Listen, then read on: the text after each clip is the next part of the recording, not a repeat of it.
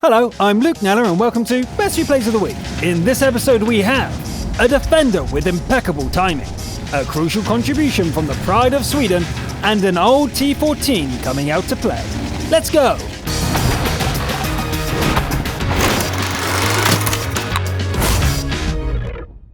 Let's begin with a scout game from the EU servers. Benji16EBC plays an aggressive mobile scout, giving the T49 a good workout on steps. Here we go. The T49 sprints down the middle, backing away just in time when the commander's sixth sense tingles. Benji waits just long enough to disappear and picks off a scout with the 152mm howitzer. Then spends some time pretending to be a bush, maybe hiding a bone or something else. But at least there's spotting damage. However, there's one quick counter to players sitting in bushes, and that's going around them and invading the base. Our scout responds and gets slapped. Ouch! I wonder, is there anyone in that bush? Yep, but not anymore. Benji gets spotted by a rival T49, but manages to dodge the shot that follows. Hello, Artie! Like a dog finding a bone, Benji pounces and claims it for themselves. The rival T49 tries to start something again, but teammates drive it off and destroy it. A thinly armoured TVP shows its side, so Benji gives in to the temptation and clicks. Another Skoda seems to be engaging the defenders at home base. Benji lines a shot straight up its tailpipe and pulls the trigger. That really burns. There's a minor traffic collision with a Batchat, but it's all good. The Skoda gives up the ghost. Shortly after, an unseen enemy pushes the Bat and Benji. Our scout heads out to challenge an AMX 5120, but before it can really start, a bullseye from Artie takes care of it. An SVG is spotted in the distance. Benji knows this shot will be a challenge for the derp gun, but it goes for it anyway. A hit! Not good enough for the kill, however, but a hit is a hit. A fast Leopard manages to evade the first shot, but Benji adjusts and gets it on the second try. What time is it? It's Artie hunting time! It's not a good idea to let artillery see you coming, so Benji backs off, waits a bit to disappear, and heads in at high speed. Oops, I bet missing wasn't part of the plan. I wonder how fast the reverse gear is on this thing anyway. Seems fast enough to get out of the way. This time the gunner remembers to aim. The last SVG is right ahead, and it can't even try to fight back as friendly artillery has already tracked it. Boom! That makes Top Gun end the game as the last tank disappears before Benji can get anywhere close. Let's take a look at the scorecard for our fighting scout. A Pascucci medal for Artie hunting, 10k combined damage, and a Top Gun medal. Solid work all around, Benji. And speaking of Top Gun, next up is Cavaliers 24 from the American region.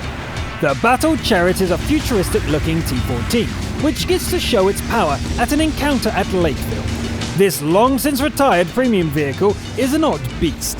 The hull armor is sloped all around, almost like that of an IS-6, and gives decent protection.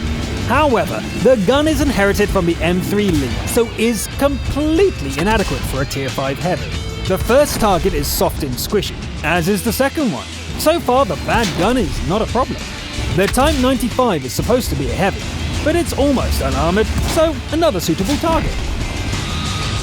And this tank destroyer showing its butt is basically a freebie. I wonder why everyone keeps ignoring Cavaliers. This is like shooting fish in a barrel. An artillery shell bounces off the tracks? That's something you don't see every day. It kinda looks like the rest of the team isn't having such a good day. Then again, that's not really a concern for a Top Gun.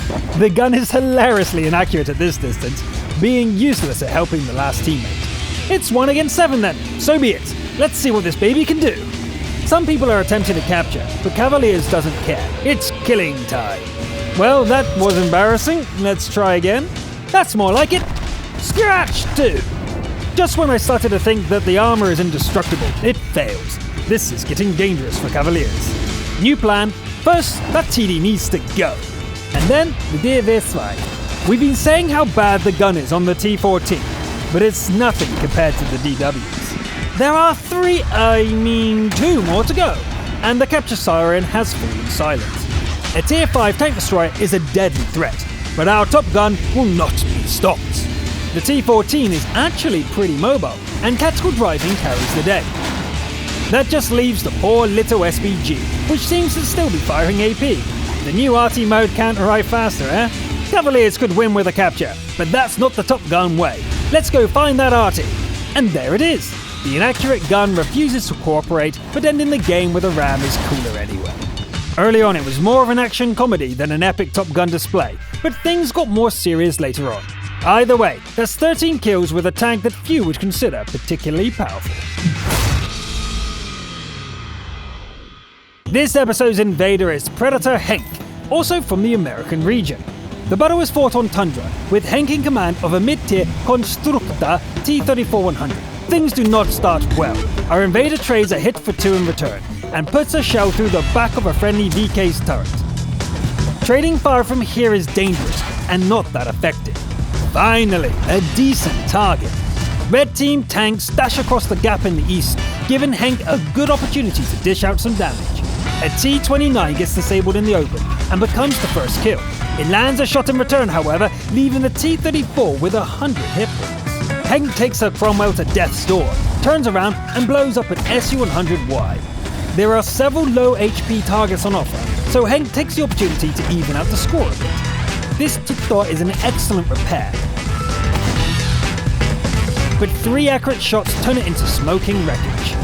Jackson is down to its last hit point, and an HE round finishes it off with ease.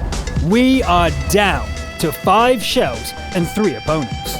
Henk considers taking on the Patriot, but backs away after taking a closer look. The Chaffee's turret is briefly visible, and our invader takes the shot. Nice! Patriot is chasing the last friendly. Henk goes in to help the FCM, but is forced to back off in the face of a T-28 prototype. There goes the FCM, but the Patriot goes down to 18 hit points as well. Last shell. This has to work. Yes! Good work, but the Constructor's weapon is now dry. Capping is the only way to win this. If the prototype comes knocking, Henk will have to keep it at bay using harsh language. But who are we kidding? The T-28 prototype is notoriously slow. Our T-34-100 stays in cover, and there's nothing the frustrated TD driver can do about it. It looks like even invaders want to play as Top Guns these days, only capping if they run out of shells. Still, it was a good game, and Predator Henk sure made up for that disastrous start. From Invader to Defender, this one is a Winter Himmelsdorf encounter from the Asian region. OK Tank U's tank is the tough as nails E75. It's about to be put to the test, since the red team has a big advantage in heavy tanks. The game kicks off, and OK Tank U heads for the banana. Usually this is difficult to hold on your own, but against a lone T-29, it's more like easy mode. A T-95 on the other hand is much more of a challenge. Luckily, the heavily armoured beastie focuses on somebody else, allowing our defender to take it out fairly easily. The T-29 isn't much of a threat on its own, so OK Tank U drives up to it and punches its clock. Defender senses tingle, and the E-75 turns around as a red tide washes down from the hill. The RT is doomed, but revenge is swift. A Liberty deals some damage, but gets wrecked in return. A brave Indian charges in, but seems a little confused over which one is the 85-ton heavy. The IS seems to be firing HE, making the Liberty in the rear the bigger threats. The commander can't handle the HE bombardment, however, literally going to pieces under the pressure. Luckily, somebody else takes care of the French heavy, leaving OK Tank U free to finish off the IS. There's a lot of crossfire here, and no real chance to fight back. Our defender falls back as the symbol for the last teammate winks out. The endgame is 1 against 4. Somebody patch up the commander! There's work to do! An RU-251 dashes across the street. Fast but not fast enough. Another scout challenges the E-75 from behind and receives the same treatment. Just you wait, T-49. You'll get what's coming to you. It's time to get rid of these pesky little things. I mean, tough as it is, the tank can't take much more of this. Finally, that leaves 2. Our defender has to get to the circle, but the T-49 is no doubt waiting for an opportunity to pounce. Time is running out. Defend or lose the game. OK Tank U traverses the turret all the way around and picks off the charging light tank. Nice! The reset has to happen on the first try, so our defender reloads with an APCR shell. Here goes! Boom! Not just a reset, but the game-ending shot. Now, technically, that was just a single defense shot, but the previous 3 kills opened the way to get to the capper. Well played, OK thank you, and with excellent timing. A finale also comes from the Asian region as Madhouse 10101 delivers a crucial contribution in a Stridsvagn 103B. The map is Karelia, which is about as close to Sweden as we can get in the game. Madhouse is off to a strong start, putting the smackdown on several red team machines and claiming the first kill.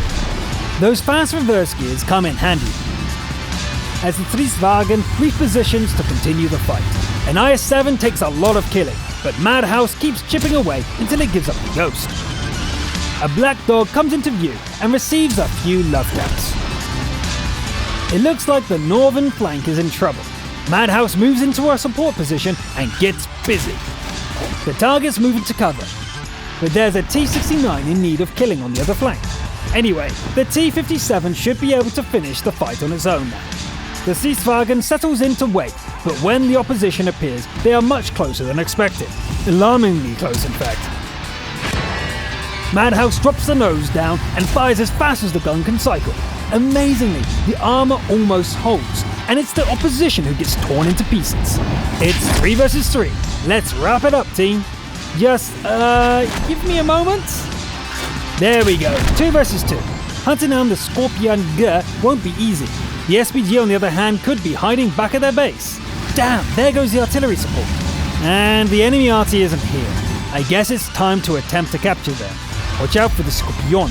Madhouse charges, somewhat hampered by the fact that the Stridsvagn can't really aim in this mode. Still, it goes pretty well, until an artillery shell comes close to turning the Swedish TD into an IKEA flatback. In the end, our hero is victorious. 2 minutes should be enough to finish this. The only problem is that the 103 can't take even the slightest bit of damage anymore. 2 seconds can be a long time. The SVG is hurt, but still very much alive. Madhouse floors the accelerator and closes the distance. A falling tree reveals the foe's position, and it's time for the 2-second delay once again. Okay, fire! And the game is over. Excellent! It's nice that our first game with the S-Tank shows it at its best, as well as demonstrating the weaknesses of that unique design. Well played and well carried, Madhouse 10101. Can everyone from Sweden make a quick video response on how to pronounce that tank? We'll show them next episode. I'm Luke Nella, thanks for watching, and I'll see you next time.